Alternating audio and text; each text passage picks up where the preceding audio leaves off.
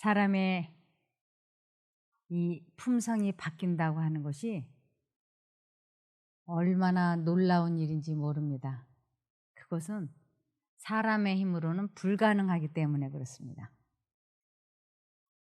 어떤 분이 저한테 그랬어요. 사모님, 제가 금주하고 있습니다. 그래서 아, 그래요?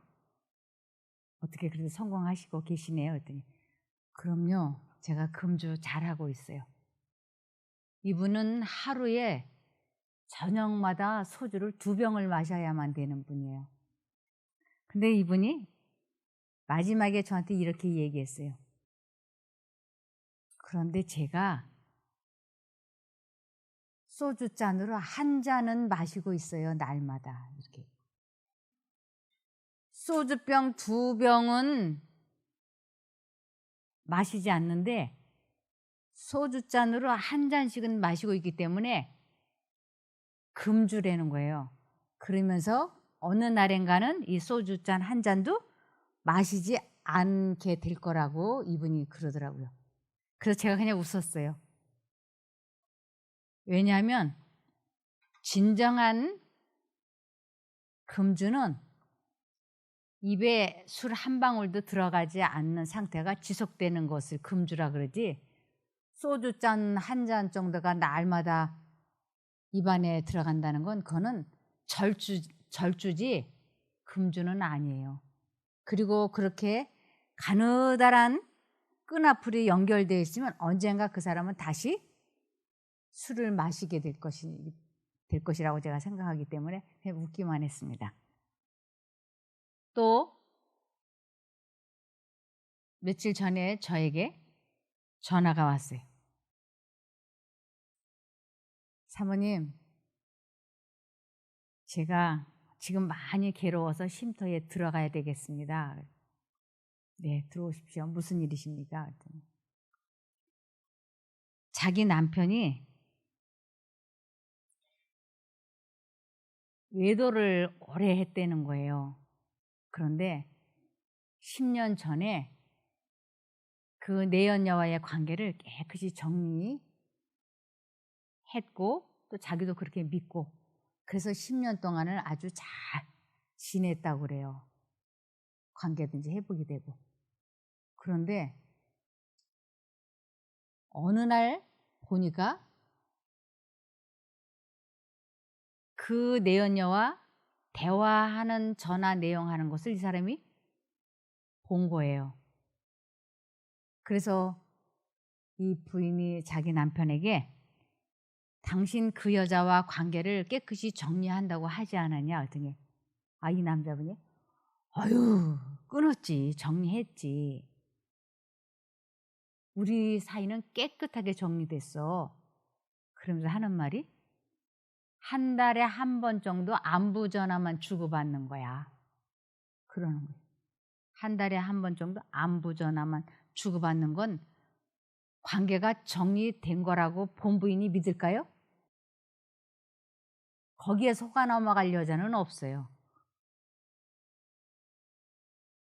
이 제약과의 타협을 하고 있는 동안에는 그것이 아주 미미한 것이고 아무리 사소한 것이라 하더라도 다시 과거의 생활로 되돌아갈 수 있다고 하는 것을 우리 모두는 그동안의 경험으로 알 수 있어요.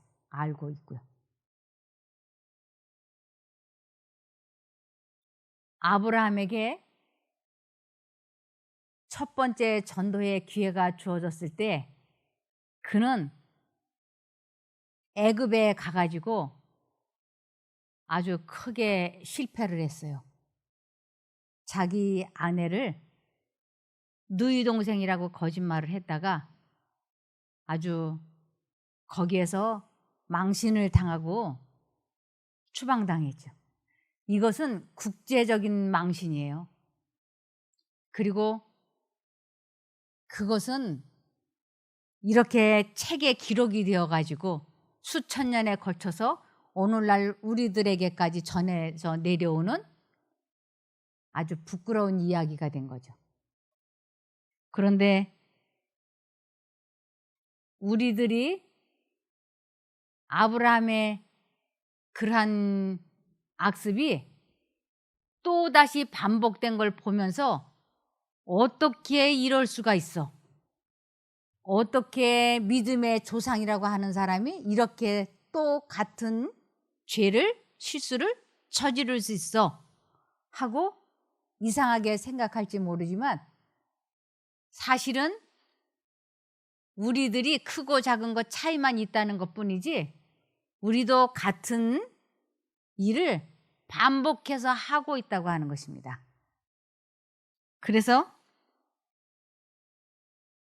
이 아브라함이 자기 속에 있는 그 비열함이, 그 야비함이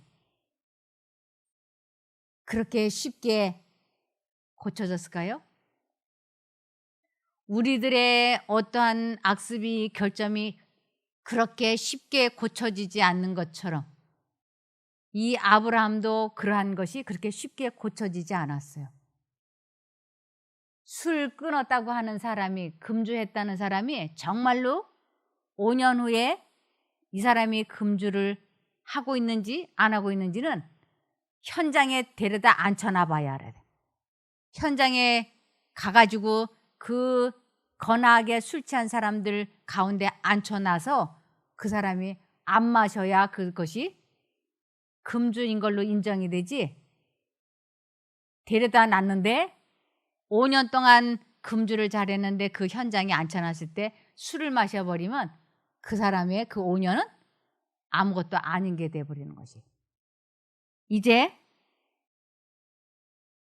하나님의 도움을 필요로 하고 언제나 하나님의 능력을 의지해서 죄와 싸워서 이기는 생애를 성공적으로 잘 하는 것이 신앙생활인 것이에요.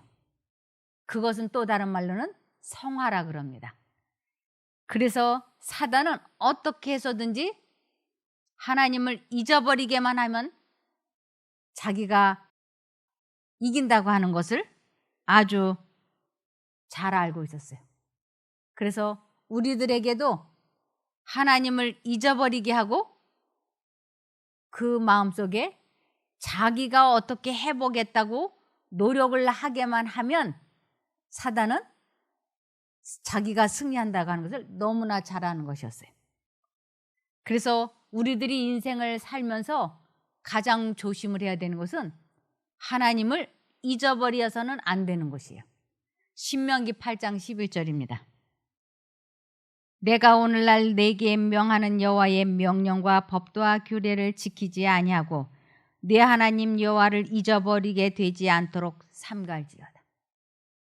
우리는 아주 정신을 바짝 차리고 절대로 죄와 타협을 하지 않겠다고 하는 굳은 결심을 가지고 계속 하나님의 도우심에 의지를 하고 그분의 능력을 힘입어야만이 우리는 절주가 아닌 금주를 할 수 있게 되고 관계를 깨끗이 절연할 수가 있게 되는 것입니다. 그렇지 않으면 우리는 알게 모르게 죄와 타협을 하게 되고 그것이 어느 날은 크게 우리들을 다치게 할 수 있는 것입니다.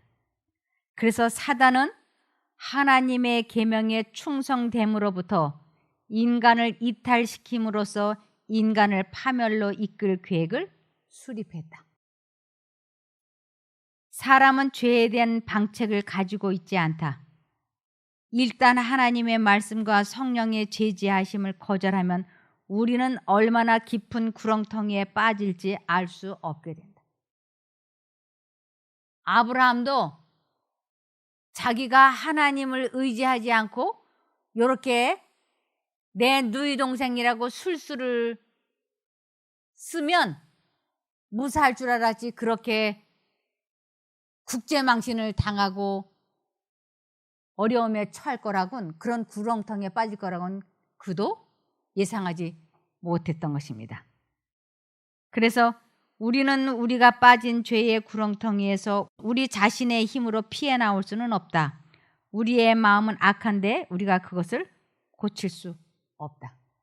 우리 모든 사람들의 마음은 다 악해요. 이 악하다라고 하는 것은 하나님을 믿지 않고 있는 상태, 의지하고 있지 않는 상태는 누구도 죄에서 자유로워질 수 없다고 하는 것을 의미하는 것입니다. 하나님을 두려워하는 자들은 하나님께서 그들의 마음을 악덕과 욕망에서 지켜주시며 그들의 심령에 힘을 주어 유혹을 대적하도록 날마다 기도할 것이다. 자신을 신뢰하면서 깨어 쉬지 않고 기도해야 할 필요성을 느끼지 아니하는 자들은 어떤 비열한 타락에 접근하고 있는 자들이다. 그들의 애정을 단호하게 지켜야 할 중요성을 깨닫지 아니하는 자들은 깨어 있지 아니하는 자들에게 올무를 놓아 곁길로 인도하는 술책을 쓰는 자들로 말미암아 사로잡히게 될 것이다. 사람이 거룩한 사물에 관한 지식을 가졌고 하나님의 사업에 중요한 자리를 채울 만한 재능을 가졌다 할지라도 구세주께 대한 단순한 믿음을 기르지 아니하는 한 그들은 원수의 올무에 걸려 정복될 것이다. 언제나 하나님의 도움을 필요로 하고 그분을 의지해야만 아주 작은 죄에서부터 큰 죄에 이르기까지 이길 수 있다고 하는 것입니다. 이 방법이 아니고서는 그가 직책이 목사가 됐든 회당장이 되었든 장로 권사가 되었든 다 하나같이 죄를 이길 수 없다고 하는 것입니다. 순결과 성결을 유지하지 않는 사람들은 하나님께 간합되지 못할 것이다. 하나님의 참된 자녀들은 유혹에 흔들리지 않을 깊이 뿌리 박힌 원칙들을 가지고 있다. 왜냐하면 믿음으로 말미암아 그리스도께서 그들의 마음속에 거하시고 있기 때문이다. 아주 잠깐도 내가 하나님을 잊어버리지 않겠다고 아주 굳은 결심을 하고 노력하지 않으면 우리 모두는 술을 끊긴 끊었는데 소주잔 하나는 날마다 마시고 있는 것과 같다고 할 수 있습니다.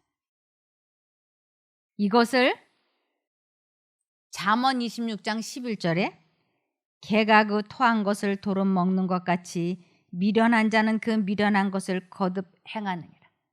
그가 누가 됐든 하나님을 온전히 의지하지 않으면 개가 토한 것을 도로 먹는 것 같은 일을 반복하게 될 거라고 하는 것입니다. 잠언 27장 22절에 미련한 자를 곡물과 함께 절구에 넣고 공의로 찌을지라도 그의 미련은 벗어지지 아니하느니라. 절구공이에다가 집어넣고 콩콩 찌어도 그 미련한 습관이 없어지지 않을 거라고 하는 것입니다.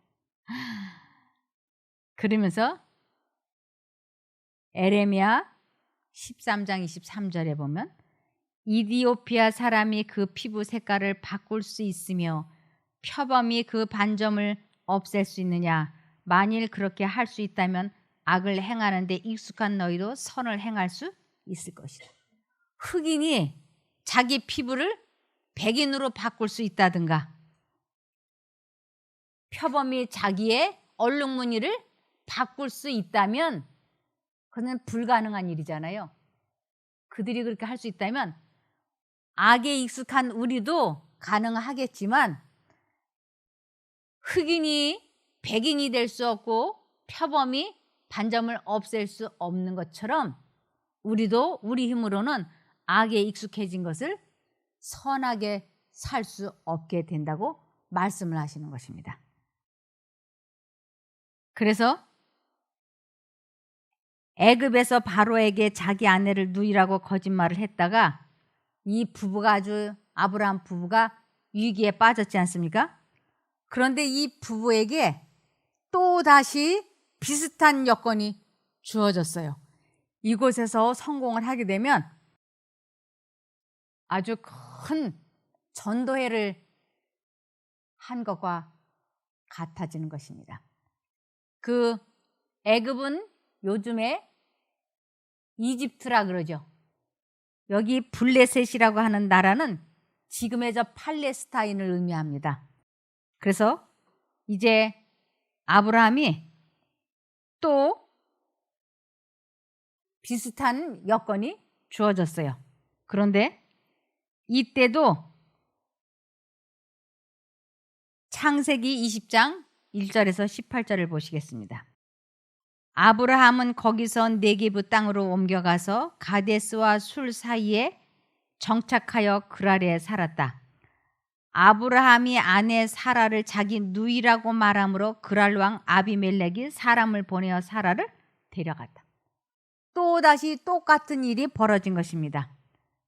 사라가 자기 어머니의 딸은 아닐지라도 자기 아버지의 딸이었으므로 그를 누이라고 하는 것은 거짓말하는 죄가 아니라고 생각하였다. 이번에도 똑같이 아브라함은 그렇게 생각했어요. 그러나 이같이 그들 사이에 진정한 관계를 은폐하는 것은 기만이었다. 엄격한 정직에서 벗어나는 것은 하나님의 승인을 받을 수 없다. 아브라함의 믿음의 부족 때문에 사라는 큰 위험에 처하였다.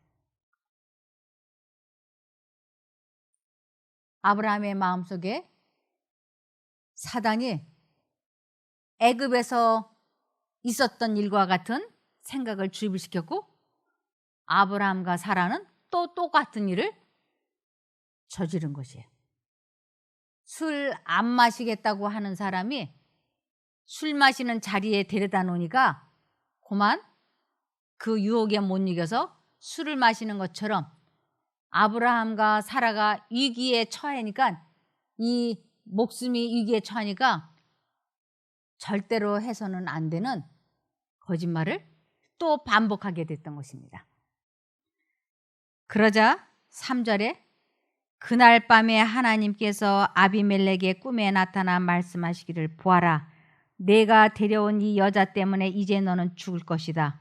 그 여자는 남편 있는 여자이다 하시니 청천벽력이라고 하는 말은 이런 때 두고 하는 말일 거예요.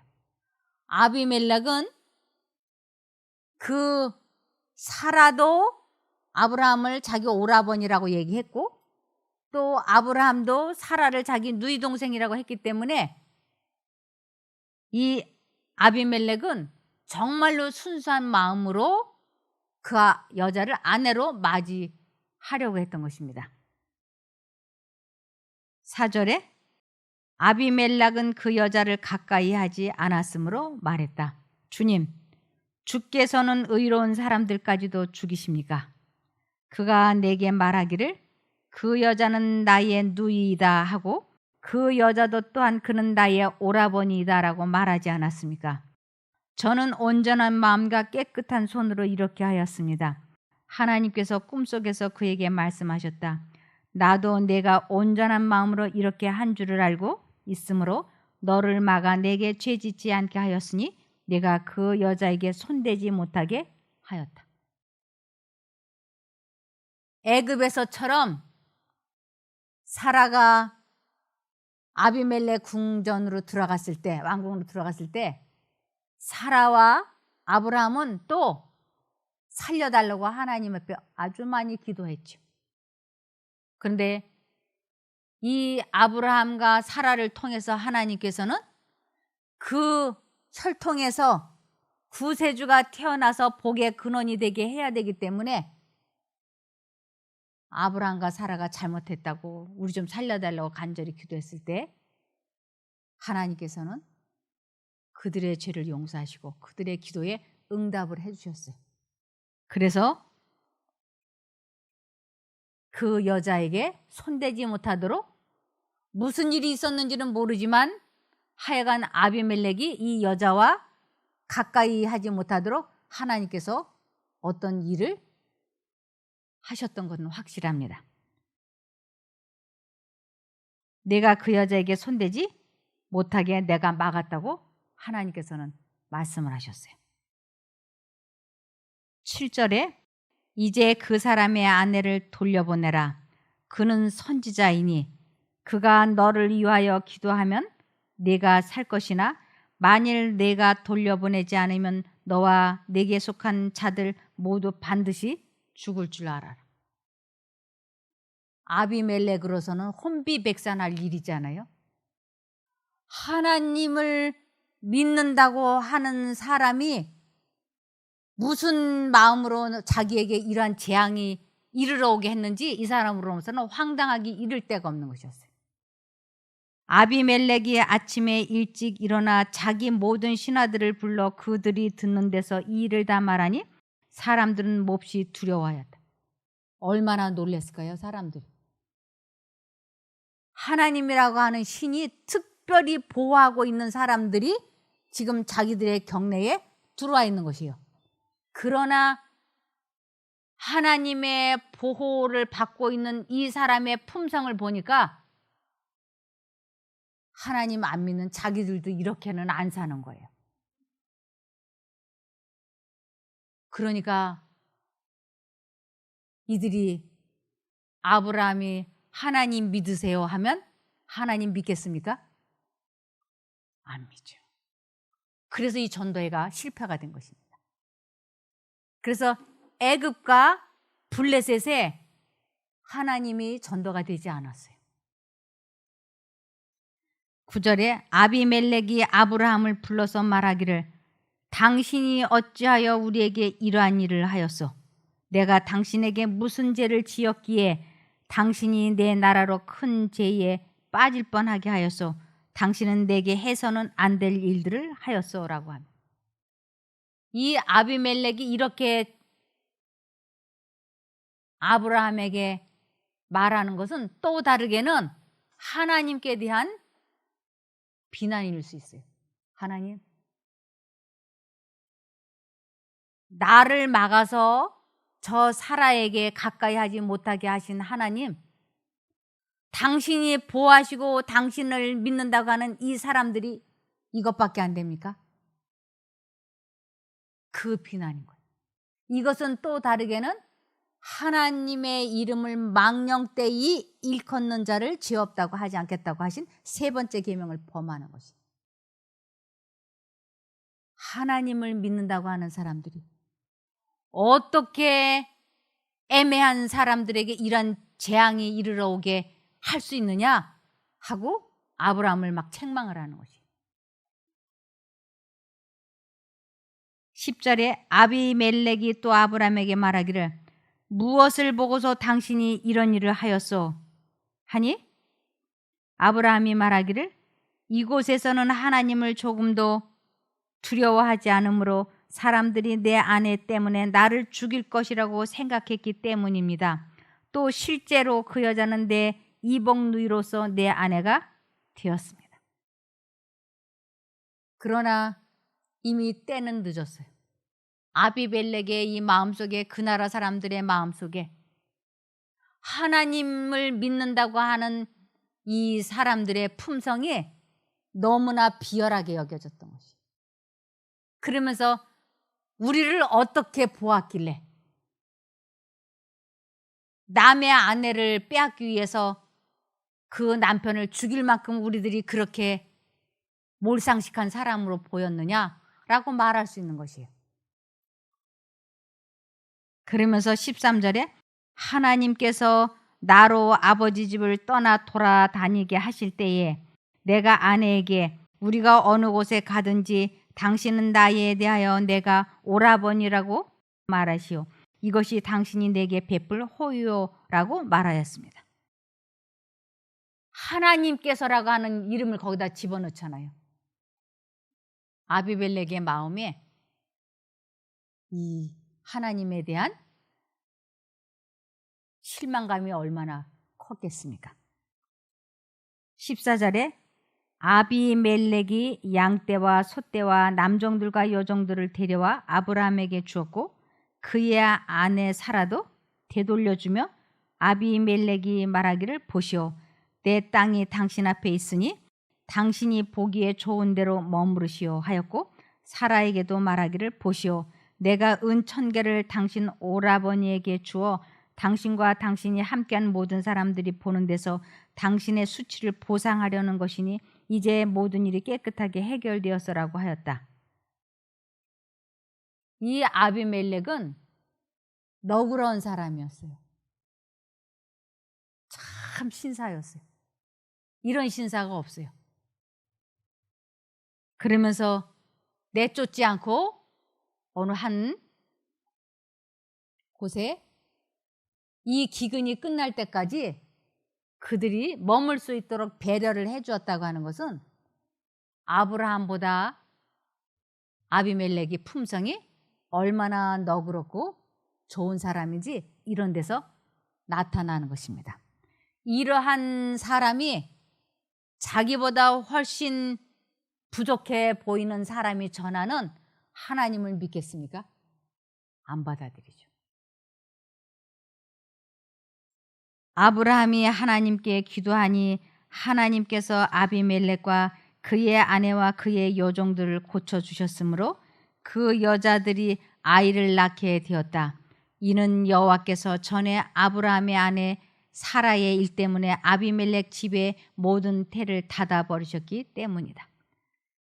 여기에 시간이 얼마나 지났는지 경과되었는지는 안 나오지만 이미 아비멜렉 집의 모든 태가 닫히고 열리고 하는 걸로 봐서 시간이 꽤 많이 걸렸다는 것을 짐작해서 알 수 있습니다. 이러한 것들을 보면서 성화라고 하는 것은 단시간에 이루어지는 것이 아님을 알 수 있어요. 아브라함이 애굽에서 그렇게 어려움을 경험하고도 또 두 번째 같은 잘못을 저지르는 것을 보면 사람의 약점이 결점이 그렇게 쉽게 없어지는 것이 아님을 알 수 있습니다. 성화란 한순간, 한시간, 하루의 일이 아니라 필생의 사업이다. 이것은 고양된 행복감으로 얻어지는 것이 아니라 끊임없이 죄에 대하여 죽고 그리스도를 위하여 사는 일의 결과이다. 나약하고 때때로 중단되는 노력으로는 잘못들을 바로잡을 수 없고 품성의 개혁을 단행할 수 없다. 오로지 오랜 끈기 있는 노력, 괴로운 훈련, 쓰라린 투쟁에 의해서만 승리할 수 있다. 어느 날에도 우리는 내일 우리의 투쟁이 얼마나 처절하리라는 것을 알 수 없다. 사단이 통치하는 한 우리에게는 복종시켜야 할 자아가 있고 극복해야 할 얽매이게 하는 죄악이 있을 것이다. 그러므로 생명이 계속하는 한 멈추는 데가 없을 것이며 우리가 도달해서 내가 완전히 이루었다고 말할 수 있는 지점이 없을 것이다. 성화란 필생의 순종의 결과이다. 그래서 우리들의 품성이 점진적으로 발달되어 나가는 것입니다. 하루아침에 확 바뀌는 것이 아님을 아브라함의 생애를 보면서도 우리는 알 수 있죠. 진리의 발전은 항상 점진적으로 된다. 빛은 먼동이 트는 것처럼 점차로 흑암과 오류를 물러가게 한다. 역사는 하나님께서 시온호의 키를 잡고 계심을 증거한다. 그분은 암초와 숨은 위험을 통과하여 진리의 항구로 인도하신다. 그분은 한 백성을 승리로 인도하고 계시다. 이것을 우리는 결코 잊어서는 안 된다. 우리 한 사람 한 사람을 저 시온의 항구로 인도하시기 위해서 지금도 역사하고 계신다고 하는 것입니다. 그러나 자기 마음속에 은근하게 가지고 있는 결점이 있다면 우리는 아무것도 안 될 거라고 말씀하고 있습니다. 오직 하나의 목적, 곧 하나님께 대한 전적인 헌신은 우리 구주의 말씀에 의하여 제시된 조건이다. 이 목적에 더욱 신실하고 굳게 서서 진리를 식별하며 어떤 희생이 닥치더라도 그것에 순종하도록 하자. 그리하면 분명히 신령한 깨우침을 받게 될 것이다. 진정한 경건은 죄악과의 모든 타협이 끝난 후에 시작된다. 이 죄악과의 타협이 깨끗이 끝나지 않으면 우리는 다시 원위치 될 수 있다고 하는 것입니다. 믿음의 조상도 아주 한 번 넘어지고 두 번 넘어지고 세 번 넘어지고 그러면서 매 순간 하나님의 도우심을 필요로 하고 그분을 의지함으로 죄와 싸워서 이기는 것을 계속 했기 때문에 그도 점점 성화되어 나가고, 그래서 그가 믿음의 조상이 될 수 있었던 것입니다. 그가 믿음의 조상이라고 해서 아무 무결점인 사람이 아니었어요. 그도 우리와 같이 지속적으로 넘어졌다 일어나고 넘어졌다 일어나고 하면서 오히려 우리들보다도 더 크게 넘어지지 않습니까? 그런데도 하나님께서는 아브라함이 끈기 있게 하나님을 저버리지 않고 의지하고 나아갔기 때문에 그를 일으켜 세우셔서 결국 믿음의 조상이 되게 해주신 것입니다. 그러므로 골로새서 1장 10절에 주께 합당히 행하여 범사에 기쁘시게 하고 모든 선한 일에 열매를 맺게 하시며 하나님을 아는 것에 자라게 하시고, 이 하나님을 아는 것에 자라게 하신다고 하는 것은 하나님을 체험해 보는 것이에요. 그분의 능력으로 죄와 싸워서 이기는 일을 계속 해 나가라고. 그것이 꾸준하게 될 때 우리들은 죄와 싸워서 이겨서 성화가 될 것이고 이것을 거듭난다라고 할 수 있는 것입니다. 그렇게 되기를 바라며 말씀을 마치겠습니다. 기도할까요? 하늘에 계신 저희들의 아버지 하나님, 저희들이 잠깐이라도 방심하면 하나님을 잊어버리고 죄를 짓게 되는 것을 잘 알고 있습니다. 그래서 다시는 고범죄를 짓지 아니하고 죄와 싸워서 승리하는 저희가 되기를 소원합니다. 모든 죄에서 자유로워지고 싶사오니 저희가 죄와 아직도 타협하고 있는 것이 있다면 깨우쳐 주시옵소서. 주님께서 알게 해주시면, 깨닫게 해주시면 저희가 조건 없이 죄와의 관계를 끊어버리겠습니다. 저희들의 이러한 결심을 받아주시고 도와주시기를 예수님 이름으로 기도드리옵나이다. 아멘.